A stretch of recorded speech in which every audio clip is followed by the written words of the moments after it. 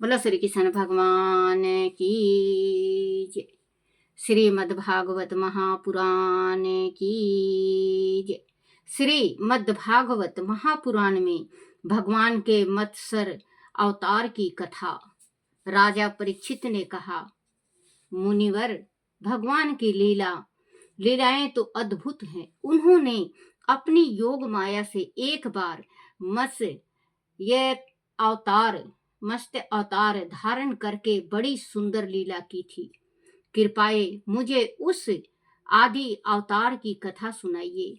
सर्वशक्तिमान होने पर भी भगवान के कर्म बंधन में बंधे हुए इस लोक निंदित जीव की योनि क्यों ग्रहण की? सुत जी बोले, सोनक दी ऋषियों, जब राजा परीक्षित ने श्री सुखदेव जी से भगवान के मत्स्य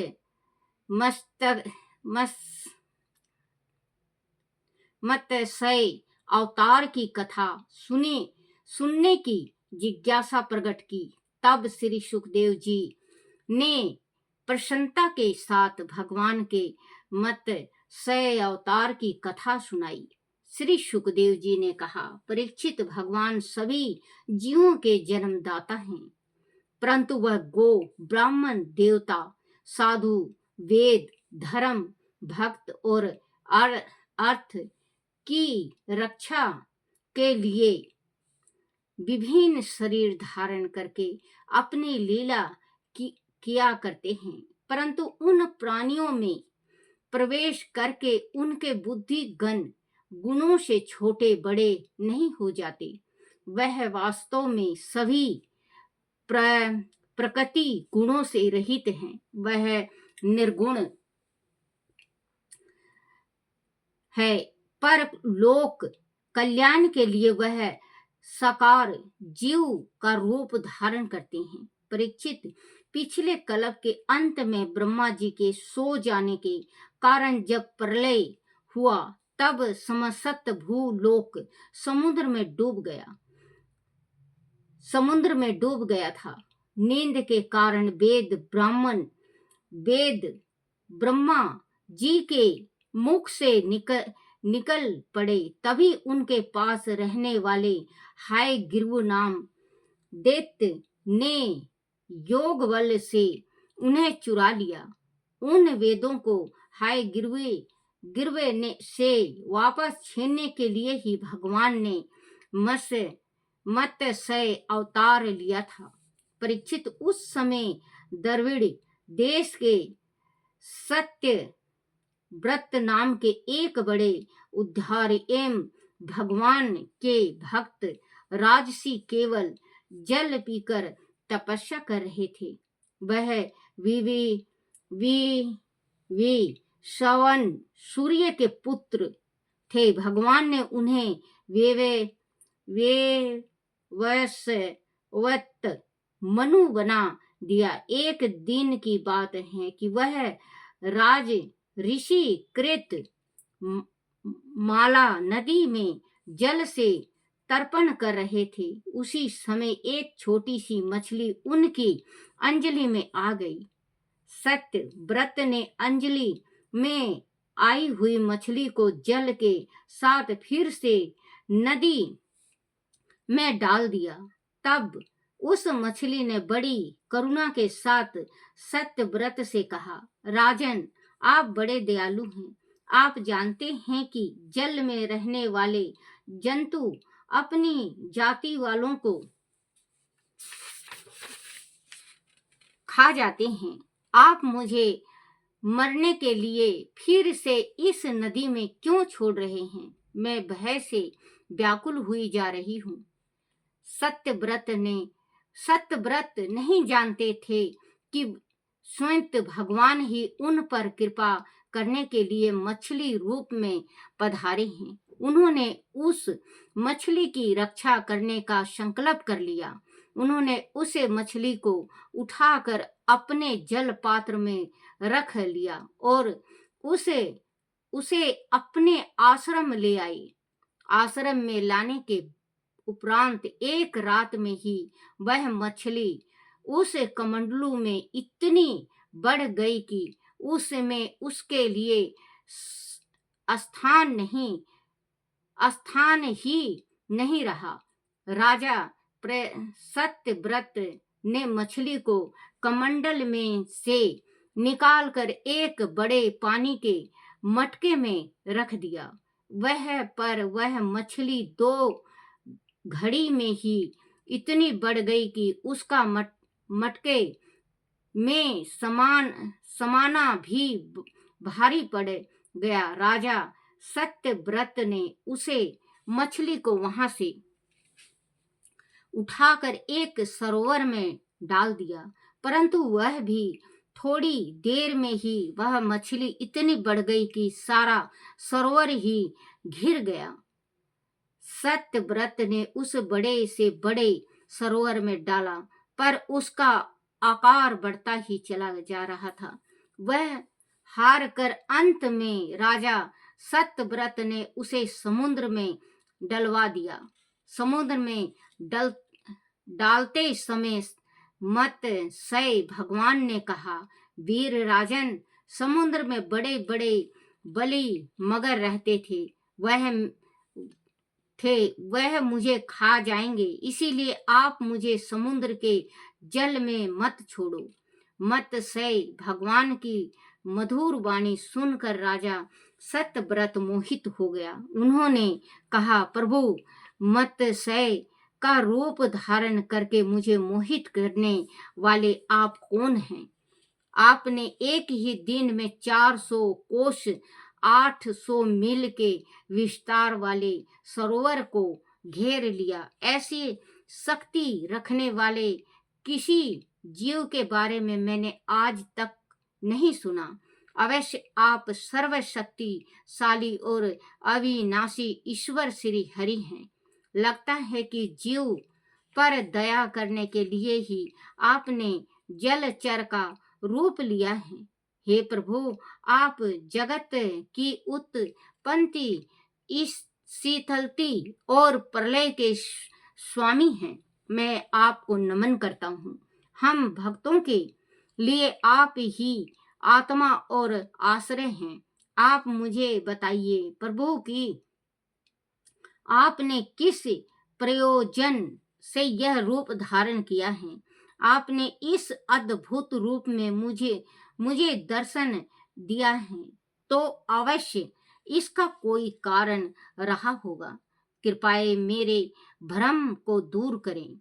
परीक्षित, भगवान अपने अन्य प्रेमी भक्त पर बड़े स्नेह रखते हैं। जब उन्होंने राजा सत्यव्रत को इस प्रकार कहते सुना तो उनका प्रिय और हित करने के लिए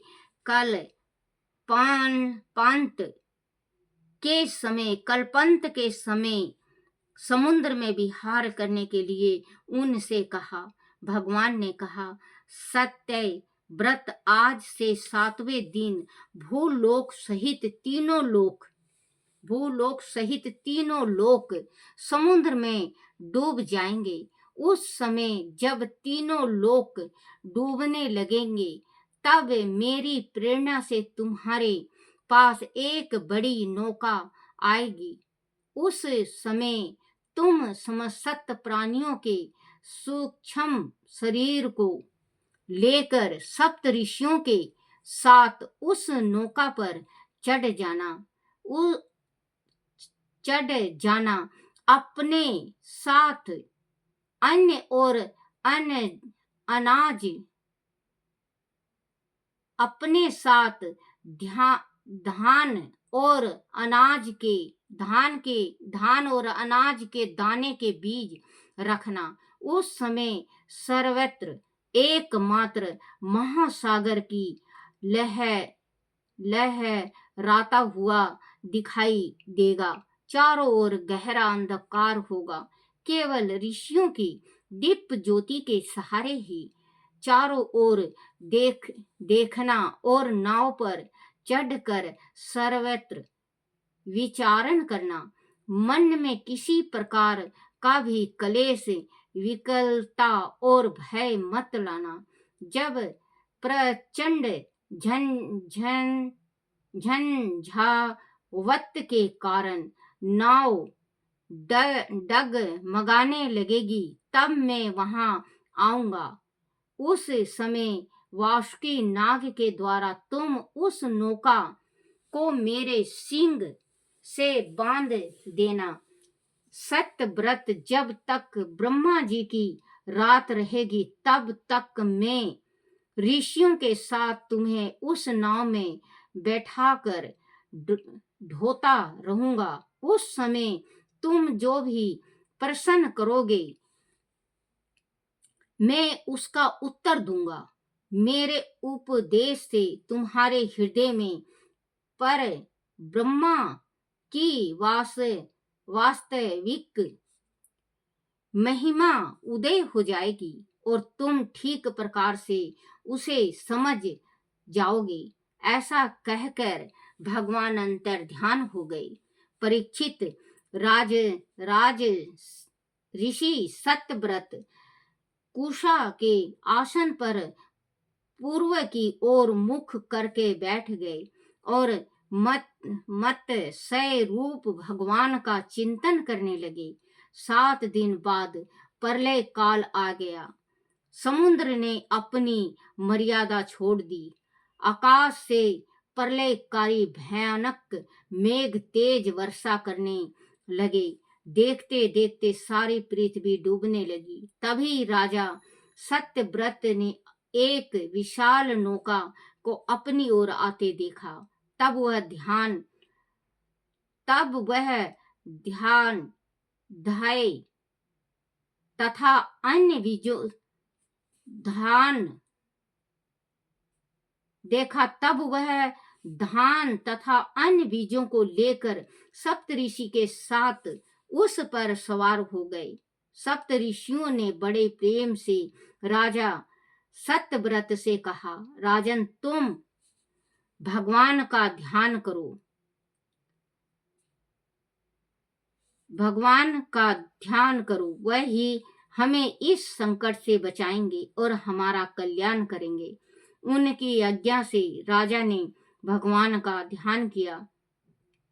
उसी समय उस महान समुद्र में से मत्स्य के रूप में भगवान प्रकट हुए। मत्स्य भगवान का शरीर स्वरिमन आभा से युक्त था और उनके शरीर का विस्तार 4 लाख कोस था। उनके मस्तक पर एक बड़ा भारी सींग था। राजा सत्यव्रत ने वासुकी नाग को भगवान के सींग में बांध दिया और भगवान की स्तुति करने लगे। राजा सत्यव्रत ने कहा, हे प्रभु, संसार के समस्त जीव अज्ञान के अंधकार में डूब गए हैं। इसी कारण वह अनेक प्रकार के दुखों से पीड़ित हो रहे हैं। आपकी कृपा से जब वह आपकी शरण में पहुंच जाते हैं तब वह आपको प्राप्त कर लेते हैं।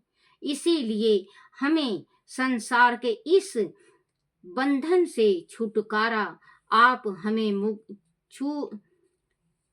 संसार के इस बंधन से छुड़ाकर आप हमें मुक्ति प्रदान करें और प्रलय की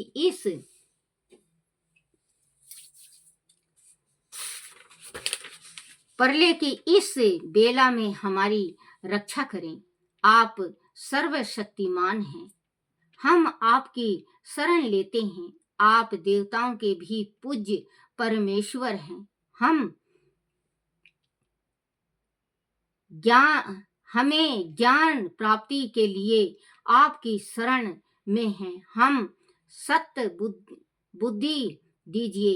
परीक्षित, जब सत्यव्रत ने भगवान से इस प्रकार प्रार्थना की तब मत्स्य रूपधारी पुरुषोत्तम भगवान ने प्रलय के समुद्र में विहार करते हुए उन्हें आत्म तत्व का उपदेश दिया। सभी ने जो उस समय नाव में उपस्थित थे उस उपदेश को ग्रहण किया। बाद में जब प्रलय का अंत हुआ और ब्रह्मा जी की नींद टूटी, तब भगवान ने हाय गिरवा असुर को मारकर उससे वेद छीन लिया और उन्हें पुनः ब्रह्मा जी को दे दिया। भगवान की कृपा से राजा सत्य व्रत ज्ञान विज्ञान से युक्त होकर इस कल्प में वे वैसवत मनु बने।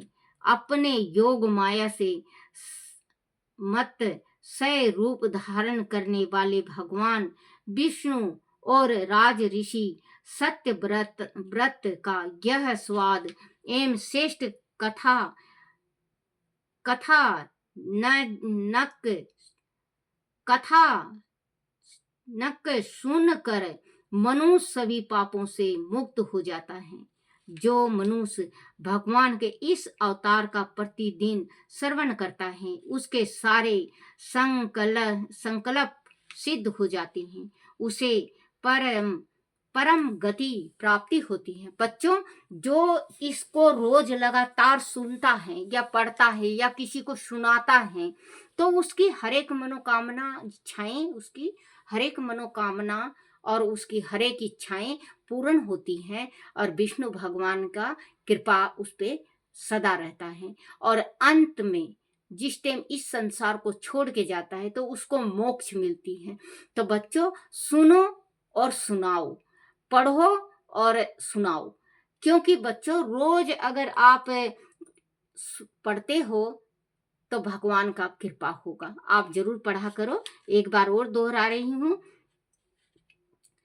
कृपा से राजा सत्यव्रत ज्ञान विज्ञान से युक्त होकर इस कल्प में वैवस्वत मनु बने। अपनी योग माया से मत्स्य रूप धारण करने वाले भगवान विष्णु और राज ऋषि सत्यव्रत का यह स्वाद यम श्रेष्ठ कथा नक सुनकर, कथा को रोज सुनकर मनुष्य सभी पापों से मुक्त हो जाता है, सभी पापों से मुक्त हो जाता है। जो मनुष्य भगवान के इस अवतार का प्रतिदिन श्रवण करता है, सुनता है, प्रतिदिन सुनता है या पढ़ता है, श्रवण करता है या पढ़ता है, उसके सारे संकल्प सिद्ध हो जाते हैं, उसे परम गति प्राप्ति होती है। बोलो श्री कृष्ण भगवान की जय। श्री कृष्ण गोविंद हरे मुरारी, हे नाथ नारायण वासुदेवाय, हे नाथ नारायण वासुदेवाय, हे नाथ नारायण वासुदेवाय। श्री कृष्ण गोविंद हरे मुरारी, हे नाथ नारायण वासुदेवाय। बोलो श्री कृष्ण भगवान की जय हो। आरती श्री भागवत भगवान की है आरती, पापियों के पाप को है तारती। आरती श्री भागवत भगवान की है आरती, पापियों के पाप को है तारती। बोला श्री कृष्ण भगवान की जय हो। हे मेरे कान्हा, हे मेरे गिरधर, हे मेरे गोपाले, मेरे से कोई भूल हो जाए, कोई गलती रह जाए, कोई टूटी रह जाए, मुझे क्षमा करना, क्षमा करना, क्षमा करना। बोलो श्री कृष्ण भगवान की जय। श्रीमद् भागवत महापुराण की जय। अपने अपने माता पिता की जय। अपने अपने गुरुदेव महाराज की जय हो। जय हो मेरे लड्डू गोपाल की जय हो।